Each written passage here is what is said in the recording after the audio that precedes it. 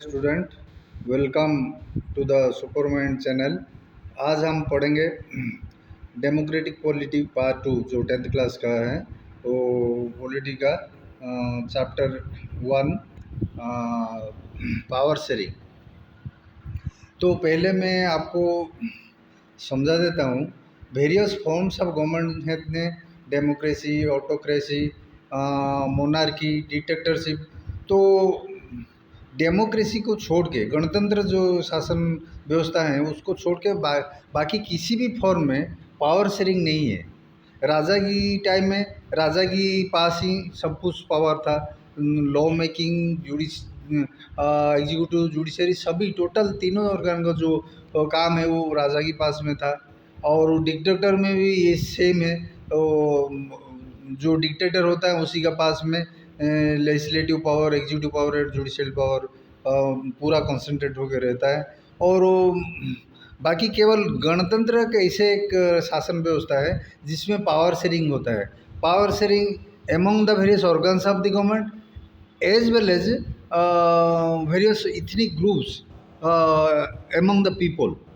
Power sharing दो तरह का है। तो 9th क्लास में हम लोगों ने पढ़े हैं कैसे एक गणतंत्र में जो पावर है तो वो लेजिस्लेटिव विंग, एग्जीक्यूटिव विंग और जुडिशरी की अंदर में बटा हुआ है। इस 10th क्लास में हम पावर शेयरिंग का और अलग एक मोड पढ़ेंगे जो कि वेरियस इथनिक ग्रुप्स में कैसे पावर शेयरिंग होता है, ये आज हम पढ़ेंगे। तो ये जो चैप्टर अभी शुरुआत है उसे दो कंट्री का एग्जाम्पल दिया हुआ है। We start with the two stories of Belgium and Sri Lanka. Both the stories are about democracy handles demands for power sharing. ये जो दोनों स्टोरी हैं बेल्जियम का और श्रीलंका का, ये दोनों कंट्री में पावर शेयरिंग जो है, जो वेरियस इतनी ग्रुप्स का अंदर कैसे किए हुआ है, कैसे डील किए हुए ये दोनों डेमोक्रेसी, इसके बारे में हम लोग पढ़ेंगे। The stories yield some general conclusion about the need for power sharing in democracy। ये जो स्टोरी क्या ज़रूरत है डेमोक्रेसी में पावर शेयरिंग, उसके बारे में कुछ कंक्लूजन या कुछ मतामत अपना ड्रॉप किया जाएगा। This allows us to discuss various forms of power sharing that will taken up in the following chapters. अभी हम शुरुआत करेंगे बेल्जियम एंड श्रीलंका। पहला कंट्री जो बेल्जियम, जिसके बारे में हम लोग पढ़ेंगे। बेल्जियम एक बहुत छोटा सा कंट्री है यूरोप में। हमारा जो हरियाणा राज्य है इससे भी ज़्यादा छोटा है। तो और ये कंट्री का बॉर्डर फ्रांस के साथ है, नीदरलैंड, जर्मनी और लुक्समबर्ग के साथ है। It has a population of little over 1 crore, यानी कि 1 करोड़ का ही पॉपुलेशन है इस कंट्री का, जो कि हरियाणा की पॉपुलेशन से आधा है। The ethnic composition of this small country, ethnic composition जो कि इथनिक, पहले हम इस वर्ड को क्लियर करते हैं। यहाँ लिखा हुआ है इथनिक के बारे में। देखिए किसको इथनिक ग्रुप कहा जाता है, ये ग्लोसरी में देखिए आप। A social division based on shared culture, social division based on shared culture, यानी कि ये एक सोशल ग्रुप है। सोशल डिवीजन किसके ऊपर बेस करके, ना कल्चर को बेस करके। ये एक इथनिक ग्रुप है जिसका सारी मेंबर एक कल्चर को शेयर करता है। People belonging to the same ethnic group believe in their common descent because of similarities of physical type और ऑफ कल्चरल और बोथ। ये जो एक इथनिक ग्रुप होता है वो सारी मेंबर सोचते हैं कि हम एक कॉमन एंसेस्टर से डिसेंड हुए हैं, यानी कि हमारा एक पूर्वज जो है वो एक था और उससे हम लोग सब उनका ही अब हम लोग डिसेंडेंट है। तो इसीलिए ये ethnic group same type of culture और फिजिकल अपीयरेंस या both physical appearance and culture share करता है। They need not always have same religion और नेशनलिटी। ये एक इथनिक ग्रुप का मतलब नहीं है कि ये सभी एक रिलीजन का होंगे, डिफरेंट रिलीजन को भी बिलोंग कर सकते हैं, मगर ये लोग एक आदमी से, एक एंसिस्टर से डिसेंड करते हैं, इसे सोच रखता है अपना, ठीक है। उनका नेशनलिटी भी अलग अलग हो सकता है। तो इथनिक ग्रुप आप समझ गए। एक इथनिक ग्रुप ऐसे ऐसे ग्रुप है, सोशल ग्रुप है, सामाजिक ग्रुप है, जो जिसका मेंबर सोचते हैं कि हम एक कॉमन डिसेंट, हमारा पूर्वज जो एक था उससे हम लोग आए हैं। तो इन लोगों का फिजिकल अपीयरेंस सेम होता है, कल्चर भी सेम होता है, यानी दोनों का भी कभी कभी दोनों भी सेम होते हैं। तो ये जो है इथनिक वर्ड का मतलब यही है। The ethnic composition of this small country, किसका, बेल्जियम, इज वेरी कॉम्प्लेक्स। ये इथनिक ग्रुप जो है on the basis of language only, ठीक है, मैं अब पढ़ेंगे हम आगे आगे। Of this country's total population 59% lives in Flemish region and speaks Dutch language. तो ये जो बेल्जियम है इसका 59% लोग हैं जो फ्लेमिश रीजन में रहते हैं, और वो क्या लैंग्वेज बोलते हैं, डच लैंग्वेज बोलते हैं। हम मैप में थोड़ा इसको देखते हैं, मैं इसमें आप देखिए, देखिए ये जो एरिया है ना, येलो एरिया, ये जो एरिया हो गया, तो ये एरिया जो है ये इसका ये 59%, ये देखिए,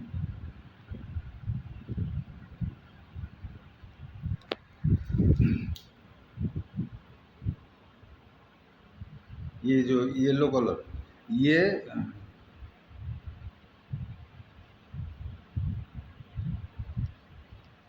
59%, ये फ्लेमिश रीजन है, और ये Dutch speaking.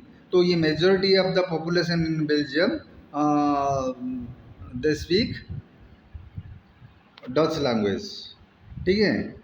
And another 40% live in Wallonia region and speak French. 40% जो है देखिए,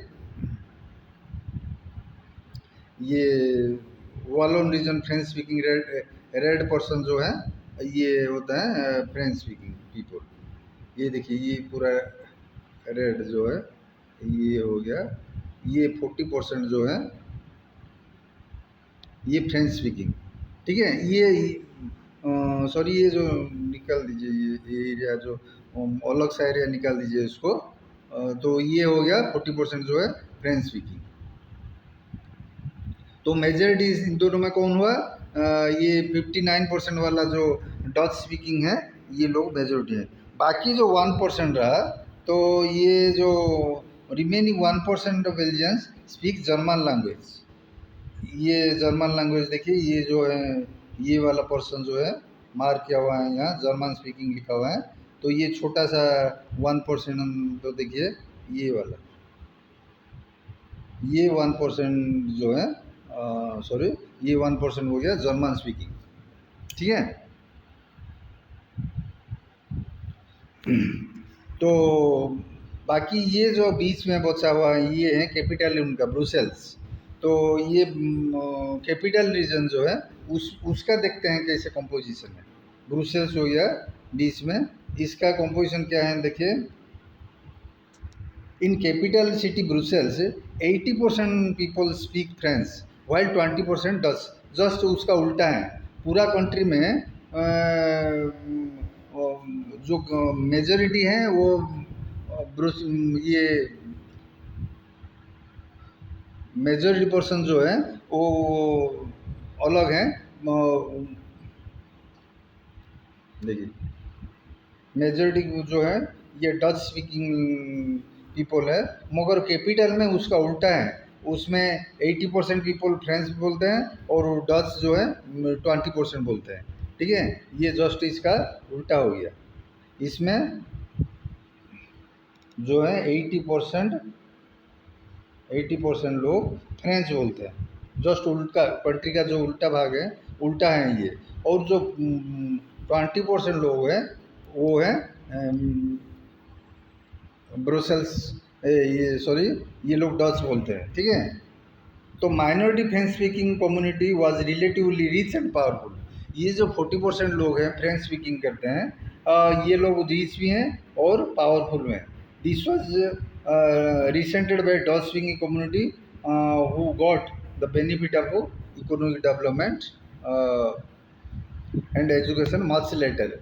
ये जो डच स्पीकिंग है वो रिलेटिवली बहुत टाइम का बाद अपना वेल्थ और एजुकेशन उनको मिला है।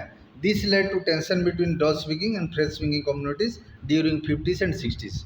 ये जो 1950 और 60 के दशक में ये जो डच स्पीकिंग और फ्रेंच स्पीकिंग की कम्युनिटी के अंदर में टेंशन रहा कि कौन गवर्नमेंट में रहेगा, शासन कौन करेगा, तो इन दोनों का बीच में हमेशा टेंशन बना रहा। The tension between the two communities was more acute in Brussels. Brussels में जस्ट उल्टा है, फ्रेंच स्पीकिंग 80% है और डच स्पीकिंग 20% हो जाते हैं। तो Brussels represented a special problem. The Dutch speaking people constituted Dutch speaking majority in the country but minority in the capital. Just हमने अभी बोला है आपको। Let us compare this to the situation in another country. Sri Lanka is an island nation just a few kilometre off the southern coast of Tamil Nadu. ये जो इस Belgium के साथ श्रीलंका को कंपेयर किया जा रहा है। It has 2 crore people. ये नहीं हरियाणा का जितना पॉपुलेशन है उतना ही पॉपुलेशन है Sri Lanka. Like other nations in South Asia region, Sri Lanka has a diverse population. ये Sri Lanka other Asian country, South Asian country की तरह इसका भी पॉपुलेशन डाइवर्स है, यानी विभिन्न जाति का, विभिन्न धर्म का लोग यहाँ रहते हैं। The major social group are Sinhali speaking. ये श्रीलंका का मेजॉरिटी पीपल जो है वो सिंहला बोलते हैं, सिंहला लैंग्वेज 74%। और तमिल स्पीकिंग स्पीकर्स जो है वो ओनली 18%। ठीक है। Another Tamils, among the Tamils there are 2 sub groups. Tamil natives of the country जो कि श्रीलंका को बिलोंग करते हैं, कॉल्ड श्रीलंका तमिल 13% है। और बाकी रेस्ट तमिल जो है उस 4 fathers came from India as a plantation worker during colonial period are called Indian Tamils. यानी कि श्रीलंका में मेजॉरिटी कम्युनिटी जो 74% है वो सिंहली स्पीकिंग पीपल है। ओनली 18% लोग हैं तमिल हैं। उस तमिल से 13% जो सिंहली जो तमिल स्पीकिंग है वो श्रीलंका का है। और बाकी जो रेस्ट हैं वो इंडिया से माइग्रेट किए हैं कॉलोनियल पीरियड में, प्लांटेशन वर्कर की तरह वहाँ जाके रह गए, बस गए। ठीक है।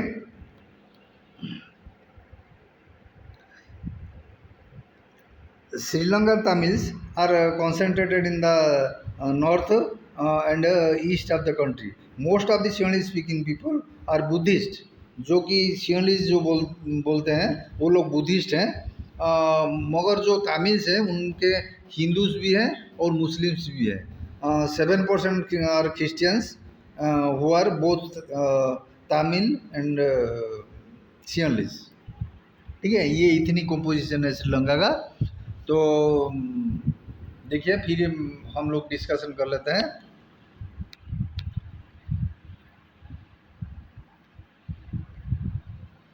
देखिए यहाँ का जो मेजॉरिटी कम्युनिटी कौन हो गया, सिंहलीज हो गया, जो कि ये येलो कलर में उसको मेंशन किया हुआ है, वो सिंहलीज है। और श्रीलंका तमिल जो है जो कि 13% है, ये ग्रुप का है, ये है जिसको मैंने आपको थोड़ा मार्क करके दिखा देता हूँ। ये रहेगा जो येलो पर्सन है,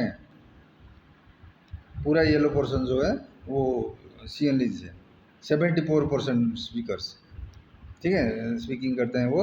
और बाकी जो बच गया उसमें से 18% लोग जो हैं तमिल है। और बाकी ये तमिल का अंदर में से भी 13% ओरिजिनल श्रीलंका का तमिल है। और इंडियन तमिल बाकी जो रेस्ट है वो यहाँ से माइग्रेट किया हुआ है। ये है इतनी कंपोजिशन ऑफ श्रीलंका। ठीक है। तो ऑल दिस ग्रुप्स, इतनी ग्रुप्स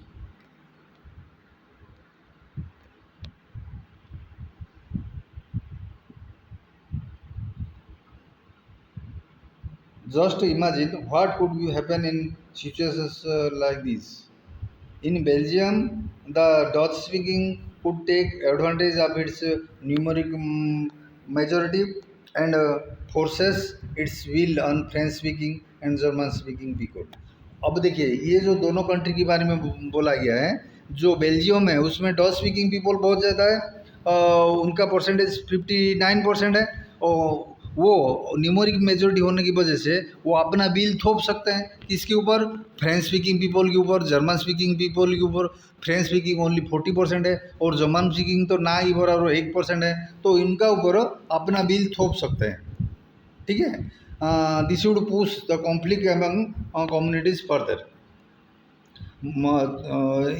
इससे क्या होगा ना, कॉन्फ्लिक्ट बढ़ता जाएगा और एक ऐसे सिचुएशन आएगा कि दोनों कम्युनिटी के बीच में हाथापाई भी हो सकता है, वो मारपीट भी हो सकता है। तो इसीलिए this could lead to a very messy partition of the country, both sides could claim control over Brussels. तो ऐसे होगा तो ब्रुसेल्स जो है, जो हमारा बेल्जियम है, जो डच स्पीकिंग पीपल वो बोलेंगे हमें एक अलग देश चाहिए, और फ्रेंच स्पीकिंग पीपल बोलेंगे नहीं हमें अलग देश चाहिए। तो बाद में क्या होगा, वो पार्टीशन की तरफ जाएगा। श्रीलंका में भी ऐसे हो सकता है। Sri Lanka community agent even a bigger majority, Sinhala community वहाँ 74% है, तो वो उससे भी ज़्यादा मेजोरिटी ग्रुप है। And could impose it's will on entire country, वो अपना बिल, अपना जो मनमानी पूरा देश में थोप सकते हैं। ना look at this what happened in both this countries. क्या हुआ अभी हम इन दोनों कंट्री में क्या हुआ सिचुएशन अब पढ़ेंगे। Majoritarianism in Sri Lanka. मेजोरिटेरियनिज्म क्या है ये देखिए, ग्लोसरी में लिखा हुआ है। Glossary, majoritarianism is a belief that majority community should be able to rule a country in whichever way it wants by disregarding the wishes and needs of a minority। इसका क्या मतलब है, किसी देश में अगर किसी इतनी ग्रुप मेजोरिटी में है, न्यूमेरिक मेजोरिटी में है, तो वो सोचेंगे कि हम कंट्री को जैसे चाहे वैसे हम शासन कर सकते हैं, माइनॉरिटी कम्युनिटी का उसमें कोई अधिकार नहीं है उनका, ऐसे सोच रखने का को बोलते हैं मेजोरिटेरियनिज्म। तो श्रीलंका में क्या हुआ देखिए, majoritarianism in Sri Lanka. Sri Lanka emerged as independent nation in 1948। 1948 में श्रीलंका स्वाधीन हुआ है, अंग्रेज सरकार से अपना कंट्री स्वाधीन हुआ है। Leaders of Sinhala community sought to secure dominance over the government by virtue of their majority. तो इसमें क्या हुआ, जिस टाइम में स्वाधीन हुआ है, सिंहली स्पीकिंग पीपल जो 70% है कंट्री का टोटल पॉपुलेशन का, उन लोगों ने सोचे कि हम लोग अपना डोमिनेंस गवर्नमेंट के ऊपर रखेंगे और हम ही इस कंट्री को रूल करेंगे।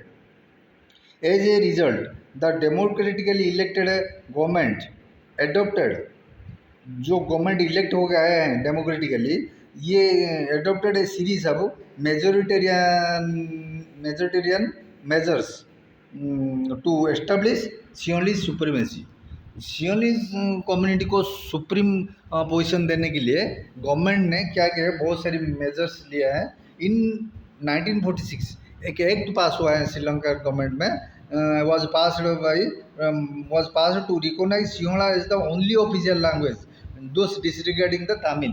तो 1946 में श्रीलंका गवर्नमेंट ने एक एक्ट पास किया है, उसमें क्या है कि सिंहला जो कम्युनिटी जो लार्जेस्ट स्पीकिंग कम्युनिटी है, सिंहला लैंग्वेज को ओनली ऑफिशियल लैंग्वेज के रूप में रिकॉग्नाइज किया गया। तमिल लैंग्वेज को टोटली अनदेखा करके इस सिंहला लैंग्वेज को ही ऑफिशियल लैंग्वेज के रूप में रिकॉग्नाइज किया गया। अच्छा, अब मैं आपको एक चीज़ बताता हूँ, ऑफिशियल लैंग्वेज क्या है।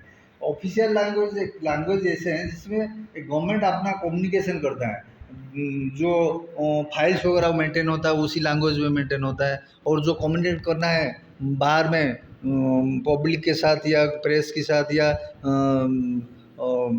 सेंट्रल गवर्नमेंट और स्टेट गवर्नमेंट के साथ अगर कुछ कम्युनिकेट करना है, यानी कि कुछ बोलचाल करना है, तो कौन सा लैंग्वेज यूज़ किया जाएगा ना, जिस कंट्री का जो ऑफिशियल लैंग्वेज है उसी लैंग्वेज में ही ये सारी कम्युनिकेशन होगा, उसको कहते हैं ऑफिशियल लैंग्वेज। तो 1956 में सिंहला लैंग्वेज को ऑफिशियल लैंग्वेज के रूप में रिकॉग्नाइज किया गया। क्यों किया गया? क्योंकि वो मेजर कम्युनिटी का लैंग्वेज था, तो उन लोगों ने सोचा कि हम इसी को दबदबा बना के रखेंगे और अपना लैंग्वेज को ही ऑफिशियल लैंग्वेज बनाएंगे। The government followed preferential policy. Then second step में क्या हुआ ना, गवर्नमेंट ने प्रिफरेंशियल पॉलिसीज फॉलो किया, जिसमें सिंहला का जो लोग हैं, जो एप्लीकेंट है, उनको यूनिवर्सिटी जॉब में और गवर्नमेंट जॉब में प्रेफरेंस दिया गया है। प्रेफरेंस दिया गया मतलब उनको ही प्राधान्य दिया गया है, और कोई कम्युनिटी का जो एप्लीकेशन आया उसको रिजेक्ट करके सिंहलीज कम्युनिटी का जो लोग हैं, जो जॉब के लिए अप्लाई करते हैं यूनिवर्सिटी पोजीशन के लिए या गवर्नमेंट जॉब के लिए, तो उन लोगों को ही फेवर किया गया। देन थर्ड क्या गया, a new constitution stipulated that the state shall protect and foster Buddhism. और एक न्यू कॉन्स्टिट्यूशन फॉर्म किया गया जिसमें कंडीशन रखा गया है कि केवल बुद्धिस्ट लैंग्वेज, बुद्धिस्ट रिलीजन को ही प्रोटेक्ट किया जाएगा और बढ़ावा दिया जाएगा। फोस्टर मतलब बढ़ावा दिया जाएगा। ये सब तीन चीज़ हो गया। अब मेजोरिटेरियनिज्म श्रीलंका का पहला हुआ कि सिंहलीज लैंग्वेज को, जो मेजोरिटी स्पीकिंग लैंग्वेज था, उसी को ऑफिशियल लैंग्वेज घोषणा कर दिया गया, और सिंहलीज कम्युनिटी का लोगों को गवर्नमेंट जॉब में यूनिवर्सिटी पोजीशन में फेवर किया गया, यानी इन लोगों को ही वो जॉब मिला। और थर्ड में कॉन्स्टिट्यूशन में ऐसे कंडीशन रखा गया कि केवल बुद्धिज्म जो कि सिंहलीज स्पीकिंग लोगों का रिलीजन है, उसी बुद्धिज्म को ही प्रोटेक्ट और फोस्टर किया जाएगा, ऐसे कंडीशन रखा गया। ये तीनों majoritarian measures adopted by Sri Lankan government. ये क्वेश्चन भी आ सकता है, तो जिसको हम बाद में डिस्कशन करेंगे कि what majoritarian measures has been taken by Sri Lankan government. अच्छा, all these government measures coming on one after another gradually increased the feeling of alienation among Sri Lankan Tamils. ये जो सारी गवर्नमेंट मेजर्स आया है, केवल Sinhali speaking लोगों को favour करके ये सारी पॉलिसीज बनाया गया है, तो जो वहाँ का तमिल लोग थे वो एलियनेट फील किए। एलियनेशन मतलब क्या है कि ये हम लोग का तो ये देश नहीं है, हम लोग का तो यहाँ कुछ अधिकार ही नहीं है। ये जो फीलिंग है उसको कहते हैं फीलिंग ऑफ एलियनेशन। तो ये जो श्रीलंकन तमिल्स थे और बाकी भी जो इंडियन ओरिजिन तमिल वहाँ में थे, उन लोग फील किए कि भाई ये कंट्री तो हमारा है ही नहीं, क्योंकि यहाँ हमें कोई भी पूछता नहीं है, हमारा लैंग्वेज को भी ऑफिशियल लैंग्वेज नहीं किए हैं, हमें तो गवर्नमेंट में भी जॉब नहीं मिलता है। तो इसीलिए एक एलियनेशन फीलिंग उनका अंदर में आया। They felt that none of the major political parties led by Buddhist Sinhala leaders was sensitive to their language and culture. उन लोगों ने फील किया कि जो बुद्धिस्ट सिंहला लीडर थे, उन लोगों ने तमिल का जो लैंग्वेज है वो कल्चर को बिल्कुल महत्व नहीं देते हैं, उनको कोई भी पूछता नहीं है। ये सारी फीलिंग्स उनका अंदर जागृत हुआ। They felt that the constitution and government policies denied them equal political rights, discriminated against them in getting jobs and other opportunities, and ignored their interests. तो उससे क्या हुआ, तो तमिल लोगों ने जो गवर्नमेंट मेजर्स लिया है उसको देख के वो रियलाइज़ किए कि भाई इसमें तो हमें कोई इक्वल पॉलिटिकल पावर नहीं है, और हमें तो डिस्क्रिमिनेट किया, गवर्नमेंट जॉब भी नहीं मिल रहा है और अदर अपॉर्चुनिटीज़ भी हमें नहीं मिल रहा है, और हमारा अदर इंटरेस्ट को भी कोई गवर्नमेंट रिकॉग्नाइज नहीं कर रहा है। As a result the relations between the Sinhalese and Tamil communities strained over time. तो जैसे समय बीतता गया, सिंहलीज और तमिल कम्युनिटी के बीच में एक टेंशन का माहौल पैदा हुआ। The Sinhalese Tamils launched parties and struggles for the recognition of Tamil as an official language, for regional autonomy and equality of opportunity in securing education and jobs. तो सिंहलीज जो तमिल्स थे वो एक political party से launch किए और struggle किए।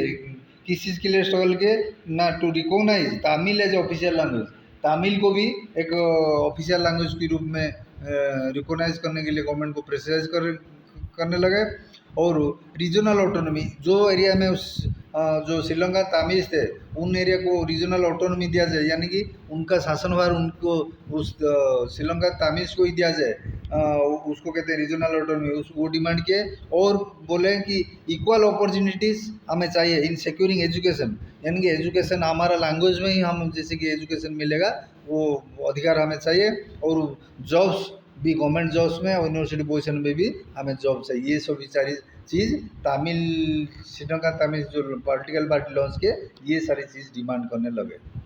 But the demand for more autonomy to provinces followed by the Tamils was repeatedly dated. ये सब चीज़ को जो मेजोरिटेरियन गवर्नमेंट वहाँ था, सियोनिस्ट स्पीकिंग दबदबा था वहाँ, वो लोग ने इसको खारिज कर दिया। By 80s several political organisations were form demanding an independent Tamil Ilam. तो 80s में बहुत सारे ऐसे तमिल पॉलिटिकल ऑर्गेनाइजेशंस आए, फॉर्म हुए, जो कि एक इंडिपेंडेंट तमिल इलाम यानी स्टेट डिमांड किए in northern and eastern parts of Sri Lanka. The distrust between the communities turn into widespread conflict. ये जो डिस्ट्रस्ट यानी कि अविश्वास दोनों कम्युनिटी का बीच में, सिंहलीज और तमिल स्पीकिंग पीपल जो बीच में है, वो बहुत ज़्यादा बढ़ने लगा, तनाव बढ़ने लगा। It soon turn into civil war. Civil war यानी कि मारपीट होने लगा दोनों कम्युनिटी के बीच में, बहुत सारे लोग जान गए, बहुत सारी प्रॉपर्टी ध्वस्त हुआ। तो as a result thousands of people of both communities have killed, अपना जिंदगी गंवाया।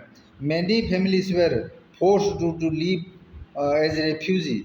बहुत सारे लोग रेफ्यूजी की तरह अपना देश से निकल के दूसरा देश में जाके शरण लेने लगे। इंडिया में भी बहुत सारी तमिल्स आगे यहाँ शरण लेने लगे। And many more lost their livelihoods. Livelihood यानी कि अपना जो जीविका है, जो अर्निंग करते थे फैमिली को बचाने के लिए, वो भी वो लॉस्ट कर दिए। तो पहले हम 9th क्लास में पढ़ते थे ना कि श्रीलंका का एक्सीलेंट रिकॉर्ड था इकोनॉमिक डेवलपमेंट में, एजुकेशन में, हेल्थ में, वो सारी चीज़ खत्म होने लगा। ये जो सिविल वार हुआ, इस caused A terrible setback in social, cultural and economic life of the country. It ended in 2009। इतना साल चलता रहा। 1948 से इंडिपेंडेंस हुआ, वहाँ से 2009 तक ये जो मेजोरिटेरियन जो सोच की वजह से पूरा देश का इकोनॉमी बर्बाद हो गया, उनका political structure, cultural life, economy life सब बर्बाद हो गया। ठीक है, तो ये है दुष्परिणाम हमारा मेजोरिटेरियनिज्म का। देन नेक्स्ट स्टोरी है हमारा बेल्जियम का। तो एकोमोडेशन इन बेल्जियम, देखिए वहाँ था मेजोरिटेरियनिज्म इन श्रीलंका, ये था मेजोरिटेरियनिज्म इन श्रीलंका, बट यहाँ देखिए हेडिंग ये आ गया एकोमोडेशन इन बेल्जियम। बेल्जियम में उसका स्टोरी पूरा डिफरेंट है। ये कोई सिविल वार नहीं हुआ कि जो इतनी ग्रुप है इनका अंदर में कोई टेंशन या तनाव नहीं हुआ, इसका जस्ट उल्टा स्टोरी है यहाँ। The Belgian leaders took a different path. जो बेल्जियम का जो लीडर्स थे वो पूरा डिफरेंट पाथ लिए। They recognise the existence of regional differences and cultural diversities. ये लोग ने मानने लगे कि नहीं, रीजनल डिफरेंस है, वो कल्चरल डाइवर्सिटी है कंट्री में, तो सभी को कुछ पावर और अधिकार मिलना चाहिए, या नहीं कि जो मेजोरिटी है उनको ही पावर मिलेगा। मेजोरिटी कम्युनिटी यहाँ कौन है? जो डच स्पीकिंग पीपल, जो कि 59% थे, तो वो डच स्पीकिंग, 40% केवल फ्रेंच स्पीकिंग थे। तो डच स्पीकिंग लोगों ने कभी भी अपना मेजोरिटेरियन हक, जैसे कि श्रीलंका में सियोनिस्ट कम्युनिटी ने जताया, वैसे ये नहीं जताया। ये जो बेल्जियन लीडर्स थे वो रिकॉग्नाइज किए, भाई नहीं, हमारा रीजनल डिफरेंस है और कल्चरल डाइवर्सिटी है, तो हम लोगों ने किसी मेजोरिटेरियनिज्म का ये सोच रखना गलत है। Between 70 and 93 they amended their constitution 4 times. 4 बार अपना कॉन्स्टिट्यूशन को वो अमेंड किए, so as to work out an agreement that would enable everyone to live together within the same country. ये जो 4 बार अमेंडमेंट किया गया कॉन्स्टिट्यूशन को, तो उसमें क्या किस चीज़ के लिए अमेंडमेंट किया गया कि कैसे सारी इतनी ग्रुप का, सारी लिंग्विस्टिक ग्रुप कैसे मिलजुल के एक कंट्री में रह सकते हैं, इसके लिए अमेंडमेंट किया गया है 70 से लेकर 1993 तक। The arrangement the worked out is different from any other country and is very innovative. Innovative means बहुत अलग, एक क्रिएटिव एडजस्टमेंट था। Here are some of the elements of Belgium model. Belgium model का कुछ एलिमेंट हम discussion करेंगे। पहले देखिए, constitution prescribes that the number of Dutch and French speaking ministries shall be equal in central government. Constitution क्या prescribe किया है कि डच और फ्रेंच स्पीकिंग मिनिस्ट्री दोनों इक्वल होंगे सेंट्रल गवर्नमेंट में। वो एक्चुअली क्या है, डच स्पीकिंग 59% और फ्रेंच स्पीकिंग 40% है, तो दोनों का नंबर ऐसे होना चाहिए, एक का 59% एक का 40% होना चाहिए, मगर ऐसे नहीं हुआ है। वहाँ का जो कॉन्स्टिट्यूशन है दोनों के लिए सेम इक्वल मिनिस्ट्रीज हेलो ना, ministries shall be equal in central government. Some special laws required to support the majority of members of each linguistic group. कुछ special loss require the support of majority of members from each linguistic group. Thus,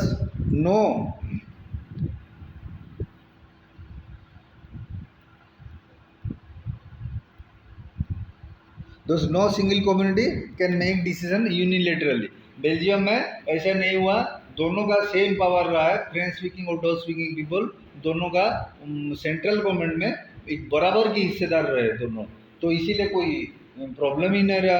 अब देखते हैं उसका नीचे क्या हुआ, many powers of central government have been given to state government.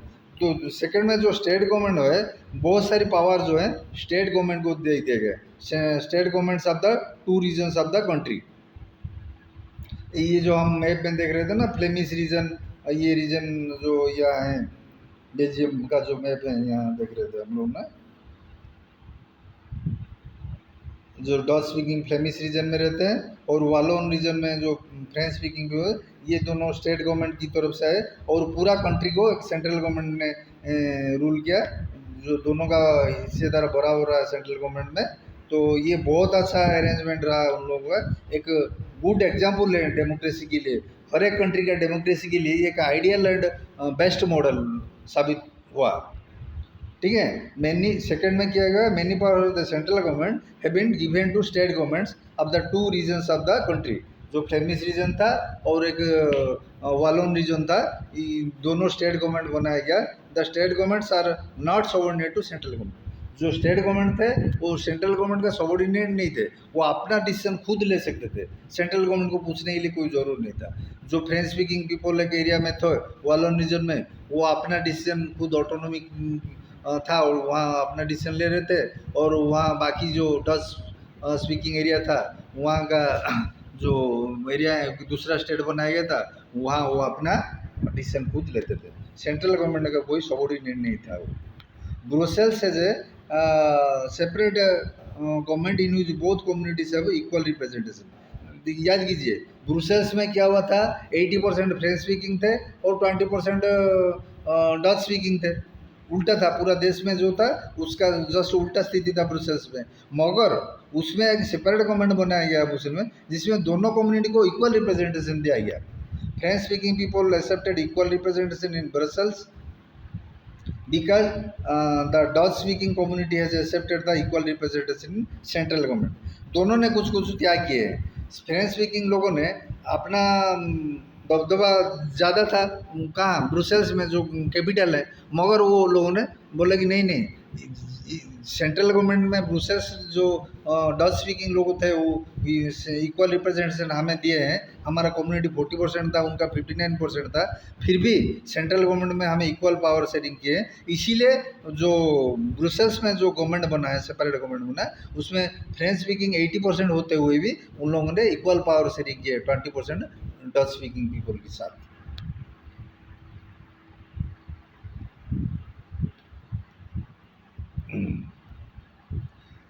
Apart from central and state government, there is a third kind of government Belgium में। This community government is elected by people belonging to one language community, Dutch, French and German speaking। ठीक है, तो तीसरा local government जिसको बोल सकते हैं हम इंडिया में, वो कम्युनिटी गवर्नमेंट बोलते थे वो वहाँ बेल्जियम में।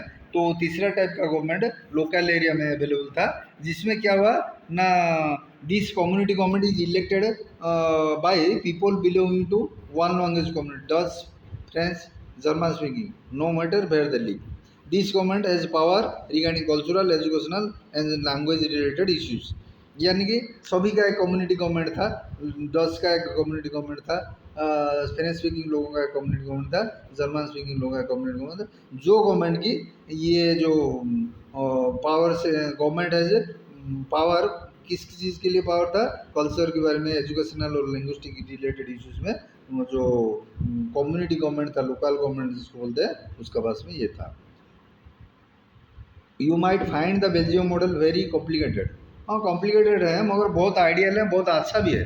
It is indeed very complicated even for people living in Belgium, but these arrangements have worked well so far. आज तक वो बहुत अच्छा साबित हुआ है। They help to avoid civic strife between the two major communities. ये जो सिविल स्ट्राइप होता है, जो कि सिविल वार हो जाता है दोनों कम्युनिटी के बीच में, वो नहीं हुआ, वो उसको रोका। और फिर बहुत अच्छा माहौल में रह रहे हैं दोनों community. A possible division of country linguistic lines, अगर वो ज़्यादा वहाँ लड़ाई होता तो लैंग्वेज की बेसिस पे कंट्री डिवीजन भी हो सकता था, मगर वो सारी चीज़ को अवॉइड कर दिया गया है। बेल्जियम एक best ideal model of how power has been shared between various ethnic groups without any tension, without any civic war or without any division partition of the country। ठीक है।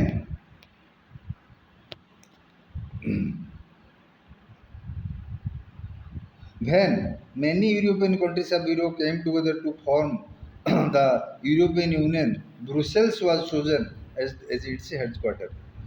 जब यूरोपियन यूनियन गठन किया गया है, European countries को लेके एक यूरोपियन यूनियन गठन किया गया, उसमें ब्रुसेल्स जो कि बेल्जियम का कैपिटल था, उसको हेडक्वार्टर बनाया गया। क्यों बनाया गया? क्योंकि एक आइडियल कंडीशन उन लोगों ने क्रिएट किए थे, एक अच्छा एग्जाम्पल क्रिएट किए थे एक विश्ववासी के लिए, एक पूरा वर्ल्ड के लिए उन लोगों ने एक अच्छा एग्जाम्पल क्रिएट किए थे कि हर एक कम्युनिटी कुछ कुछ त्याग करके अपना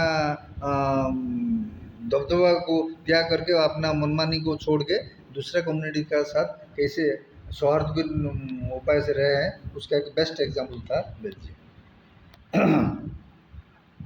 What do we learn from these two stories of Belgium and Sri Lanka? Both are democracies, दोनों ही गणतंत्र हैं, yet they dealt with the question of power sharing differently।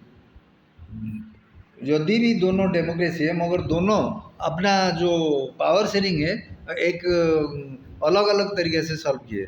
Sri Lanka एक गलत तरीके से पावर शेयरिंग किया कि मेजोरिटी कम्युनिटी को ही सारी चीज़ मिलना चाहिए, इसीलिए मेजोरिटी कम्युनिटी का लैंग्वेज को ऑफिशियल लैंग्वेज घोषणा किया गया। मेजर कम्युनिटी का लोगों को जॉब में, गवर्नमेंट में जॉब में दिया गया। मेजर कम्युनिटी का जो रिलीजन था, जो बुद्धिज़्म, उसको ही प्रोटेक्ट या फोस्टर किया गया। ये सारी गलत चीज़ वहाँ श्रीलंका में हुआ, मगर जस्ट उसका उल्टा बेल्जियम में है। बेल्जियम में क्या है कि दोनों कम्युनिटी कुछ कुछ अपना स्वार्थ त्याग करके एक साथ में आके एक अच्छा सा कंट्री बनाए, तो दोनों का ऑपोजिट है just. In Belgium the leaders have realised that the unity of the country is possible only by respecting the feeling and interest of different communities। Belgium का जो लीडर थे वो लोग ने अच्छी तरफ से रियलाइज कर दिए थे कि कंट्री का एकता जो है, यूनिटी जो है कब पॉसिबल है, जब सभी कम्युनिटी का जो लोग हैं, सभी कम्युनिटी का लोगों का फीलिंग्स को, इंटरेस्ट को अगर ध्यान में रखते हुए काम किया जाएगा, तभी जाके संभव हो सकता है। ये सारी चीज़ रखने की वजह से बेल्जियम मॉडल बहुत अच्छा था। सच से realisation resulted in mutually acceptable arrangement for power sharing.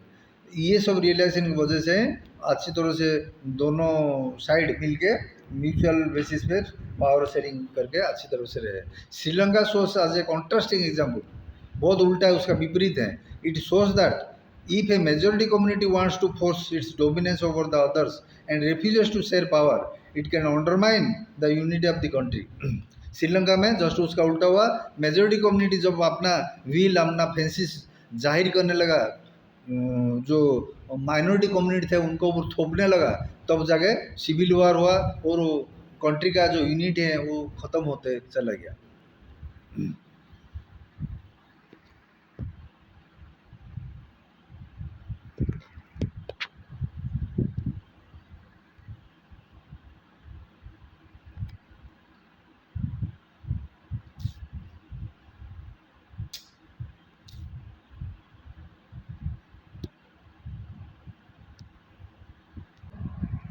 The why power sharing is desirable।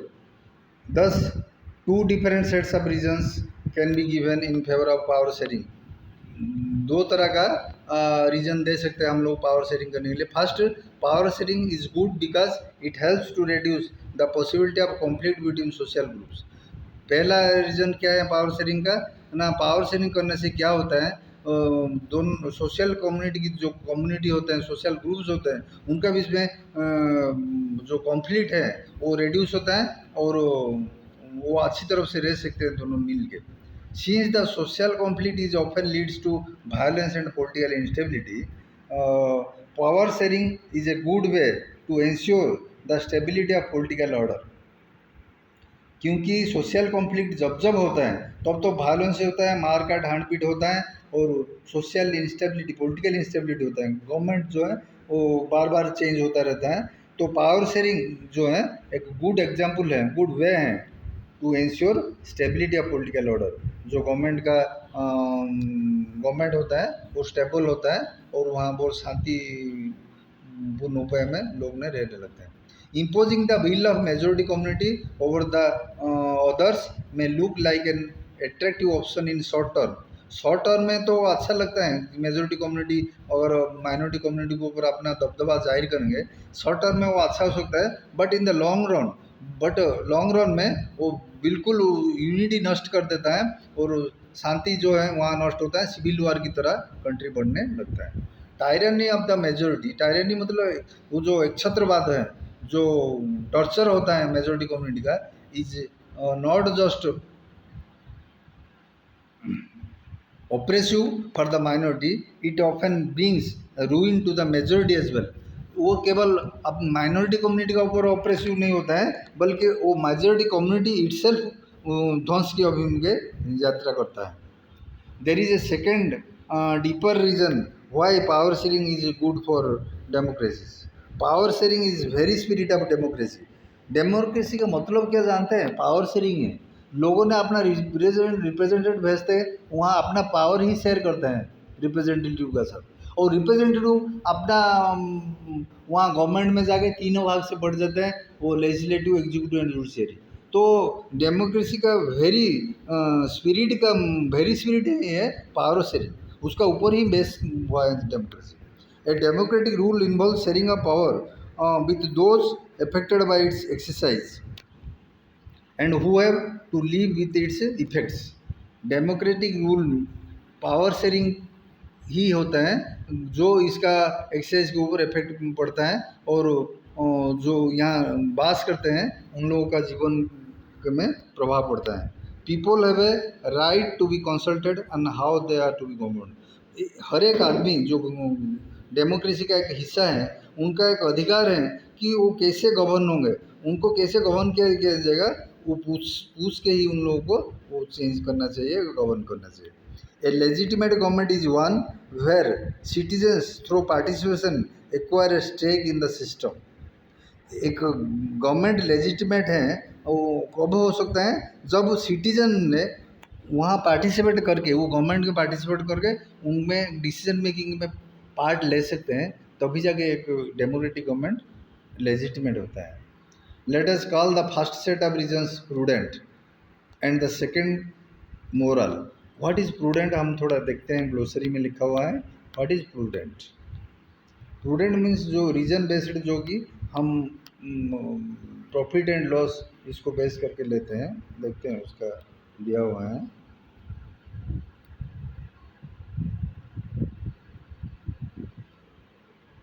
देखिए ग्लोसरी में प्रूडेंशियल मतलब बेस्ड ऑन प्रूडेंस और on a careful calculation of gains and losses.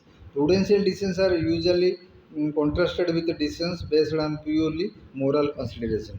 Prudential का मतलब हानि और लाभ को बेस करके ये डिसीजन लिया जाता है, तब जाके प्रूडेंशियल डिसीजन कहते हैं. और मोरल जो है, जो कि नैतिकता आधार पर जो डिसीजन लिया जाता है, उसको कहते हैं moral decisions.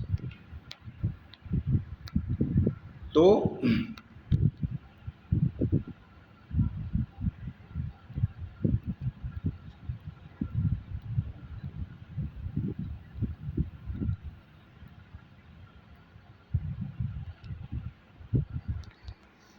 Let us call the first set of reasons prudential and the second moral. While prudential reasons stress that power sharing will bring out better outcomes, moral reasons emphasize the very act of power sharing as valuable. Prudential मतलब हानि और लाभ के ऊपर जो base करके जो reason होता है वो पावर शेयरिंग में क्या है, अगर आप पावर शेयरिंग करेंगे तो शांतिपूर्ण उपाय से रहेंगे, वो सबसे अच्छा और सबसे फायदेमंद प्रूडेंशियल डिसीजन है। और देश में बार बार गवर्नमेंट नहीं चेंज होगा, देश में सिविल वार नहीं हुआ, तो बिल्कुल ये प्रूडेंशियल है पावर शेयरिंग डेमोक्रेसी में। और सेकंड भी देखिए मोरल रीजन भी ज़रूर है। अगर हर एक कम्युनिटी जहाँ रहते हैं एक कंट्री में सबको तो समान अधिकार मिलना चाहिए अकॉर्डिंग टू द नंबर, तो वो मोरल रीजन पे बेस करके हो गया है। तो दोनों अगर देखेंगे तो दोनों की साइड से वो पावर शेयरिंग बहुत ज़रूरी है एक डेमोक्रेसी में।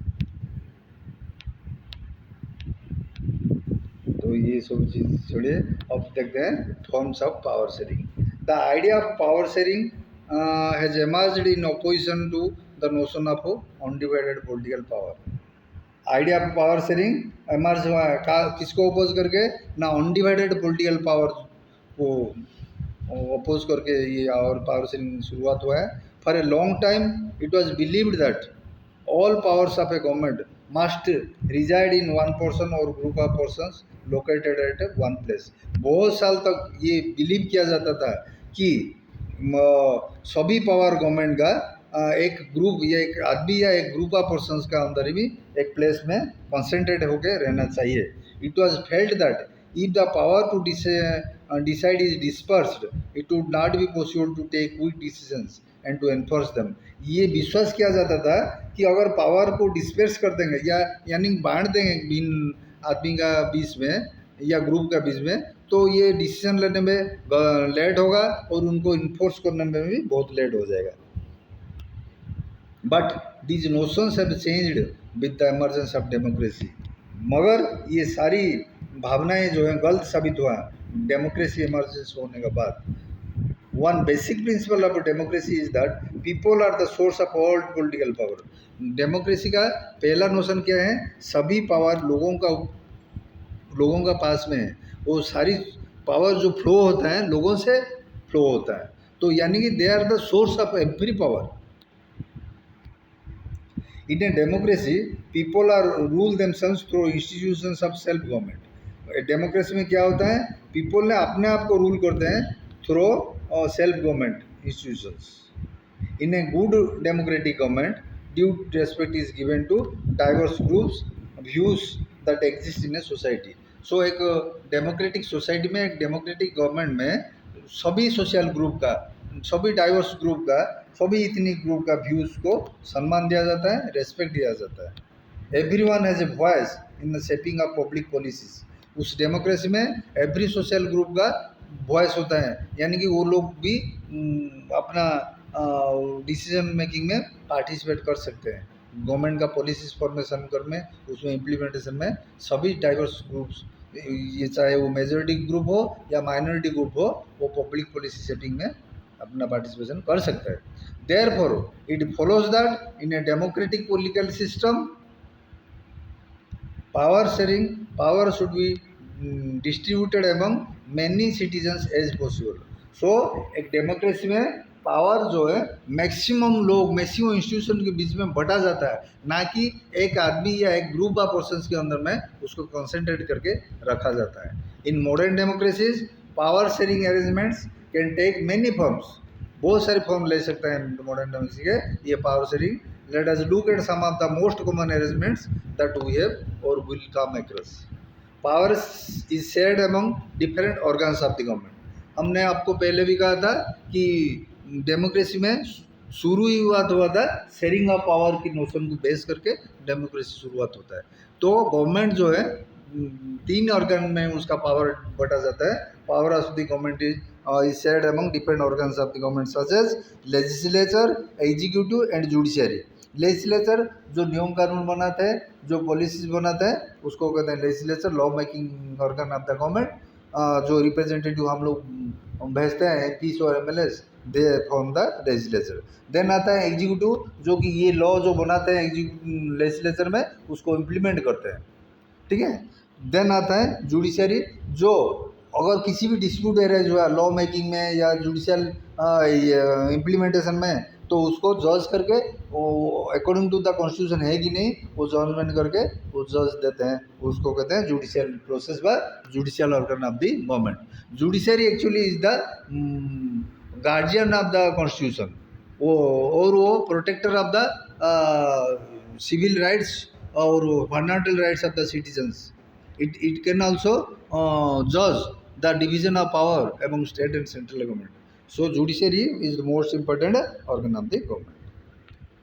Let us call this horizontal division of distribution of power because it allows different organs of the government placed at the same level to exercise different powers. इसको कहते हैं, ये जो division of power among the different organs of the government, legislature, executive and judiciary, ये horizontal power distribution है। Horizontal क्यों है? क्योंकि एक लाइन में ये लोग एक गवर्नमेंट है, गवर्नमेंट का पावर जो है 3 भाग में बटा गया है, legislature wing, executive wing and judicial wing में बटा गया है। तो इसको कहते हैं horizontal.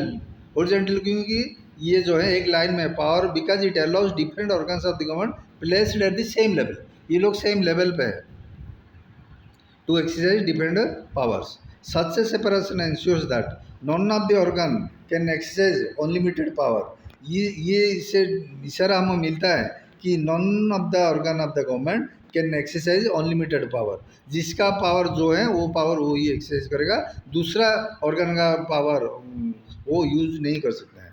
Each organ check the others, this result in a balance of power among various institutions. हम लोगों ने जैसे कि अभी मैंने बताया, लेजिस्लेचर ने अपना लॉ मेकिंग काम करेगा और कुछ गलत लॉ बनेगा तो उसको जुडिशरी रिजेक्ट कर देगा, इसका पावर जुडिशरी के पास में है। सिमिलरली अगर कुछ इम्प्लीमेंटेशन में कोई एग्जीक्यूटिव विंग गलत करेगा तो उसको जुडिशरी भी रंग कर देगा। तो इसीलिए ये पावर शेयरिंग जो है बैलेंस ऑफ पावर बना रहता है, कोई भी ऑर्गन अपना सीमा पार नहीं कर सकता है, अपना लिमिट नहीं पार कर सकता है। Last year we have studied that in a democracy, even though ministries and government officials exercise power, they are responsible to parliament और state assemblies. पिछले साल 9th क्लास में हम लोगों ने पढ़े थे ये जो बात कि इवन दो मिनिस्ट्रीज और गवर्नमेंट एक्सरसाइज पावर, जो मिनिस्ट्रीज और गवर्नमेंट ऑफिशियल्स जो हैं पावर एक्सरसाइज करते हैं, मगर lastly they are responsible to parliament और स्टेट असेंबलीज। सिमिलरली ऑल्दो जजेस आर अपॉइंटेड बाय एग्जीक्यूटिव, जजेस लोग जो अपॉइंट होते हैं किसके through? Executive through, but they can check the functioning of executive और law made by the legislature, अभी जो मैंने आपको बोल रहा था। This arrangement is called a system of checks and balances, check और बैलेंस सिस्टम है ये। Then second power division mode क्या है? The power can be shared among governments at different levels, different levels, जैसे हो गया central government, state government, local government, ऐसे various levels of government के बीच में भी पावर शेयरिंग होता है। ये दूसरे तरह का पावर शेयरिंग है डेमोक्रेसी में। As general government of for the entire country and governments at the provincial और regional level, such a general government for the entire country is usually called a federal government. जैसे कि in India we refer to it as a central government और union government. ये है सबसे ऊपर में रहता है सेंट्रल गवर्नमेंट और यूनियन गवर्नमेंट।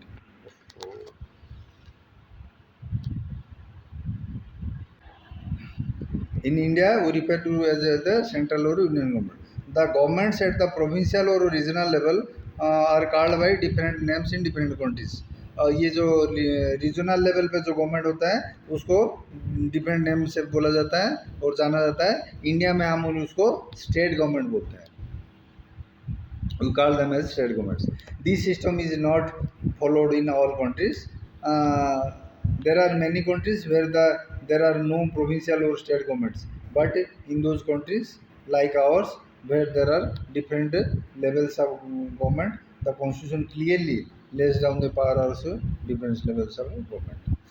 बहुत सारी कंट्रीज में मगर ये स्टेट गवर्नमेंट नहीं है, जैसे कि हमारे इंडिया में है प्रोविंशियल गवर्नमेंट व स्टेट गवर्नमेंट, बट बहुत सारी countries there are many countries where there is no state government.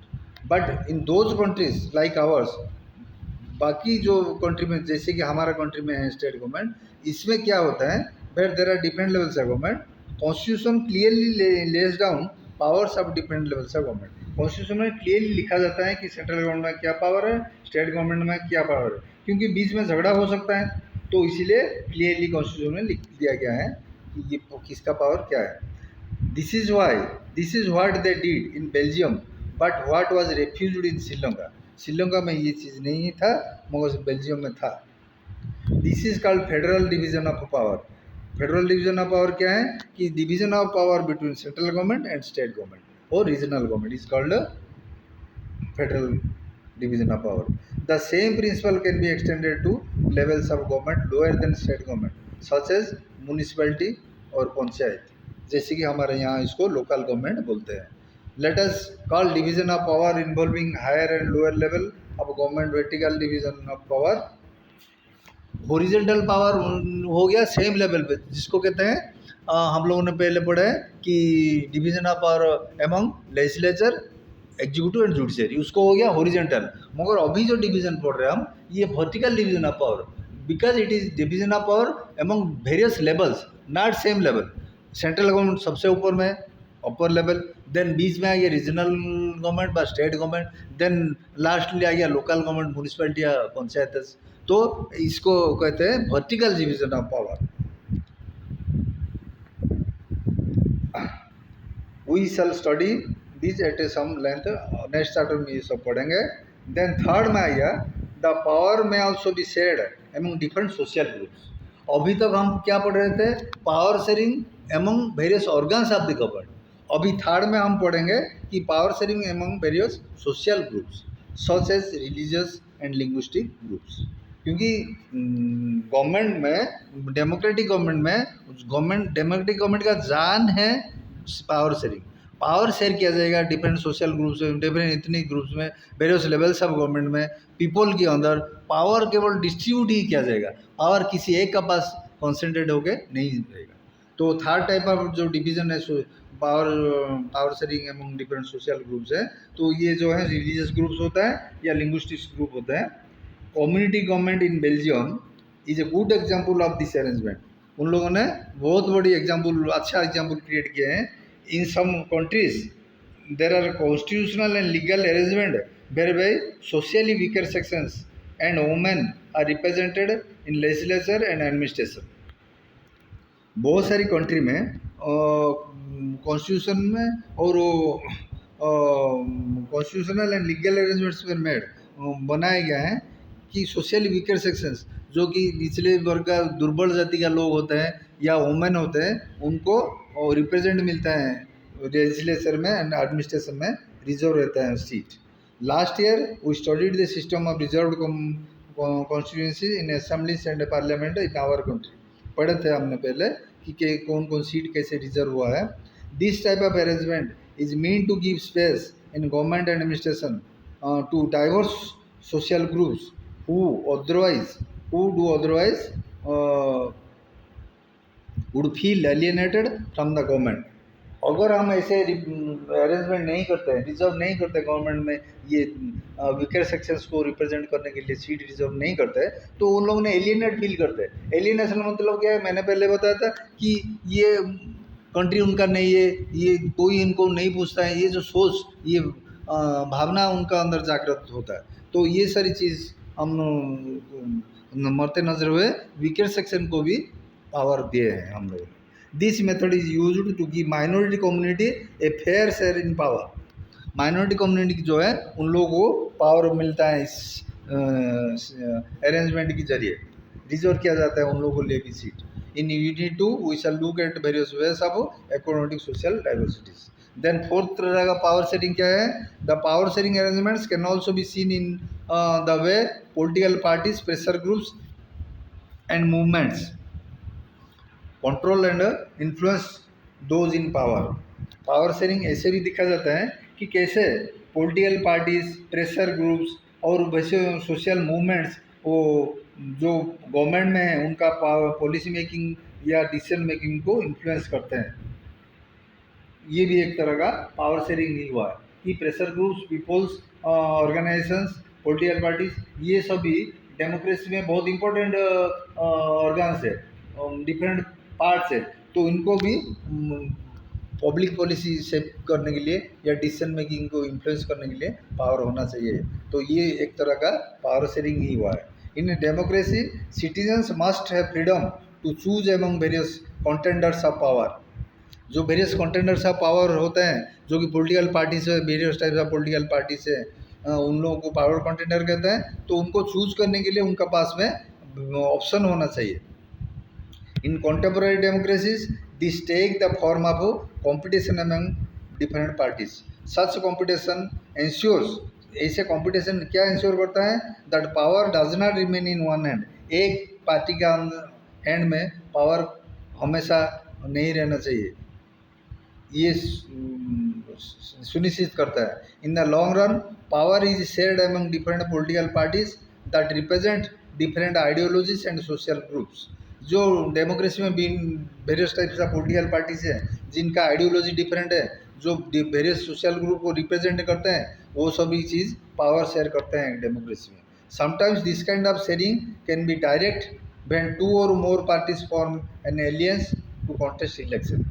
ये से जो पावर शेयरिंग है कभी कभी डायरेक्ट होता है, जब कि दो तरह का पॉलिटिकल पार्टी मिलके एक एलियंस बनाता है और इलेक्शन फॉर्म कॉन्टेस्ट करता है। If their alliances elected they form a coalition government and thus share power. जब भी आगे और ये उनका एलियंस आता है पावर में, इलेक्शन में जीत जाता है, तो उन लोगों ने एक कोएलिशन गवर्नमेंट फॉर्म करता है और पावर शेयर करते हैं डिसीजन मेकिंग में। In a democracy we find interest groups such as those of traders, businessmen, industries, farmers, industrial workers, ये सब जो है ये डेमोक्रेसी में इंटरेस्ट ग्रुप कहा जाता है। किनके इनका इंटरेस्ट अलग अलग है। इंडस्ट्रियलिस्ट जो है उनका इंटरेस्ट अलग है, फार्मर्स उनका इंटरेस्ट अलग है, इंडस्ट्रियल वर्कर्स हैं इनका इंटरेस्ट अलग है। तो ये एक इंटरेस्ट ग्रुप है।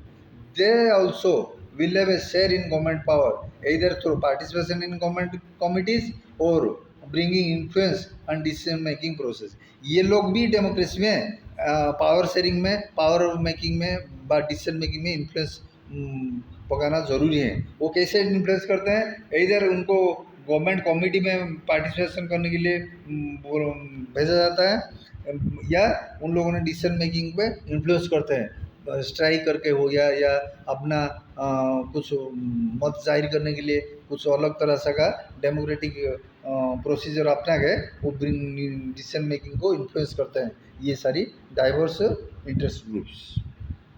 इन unit 3 we shall study the working of political parties, pressure groups and social movements.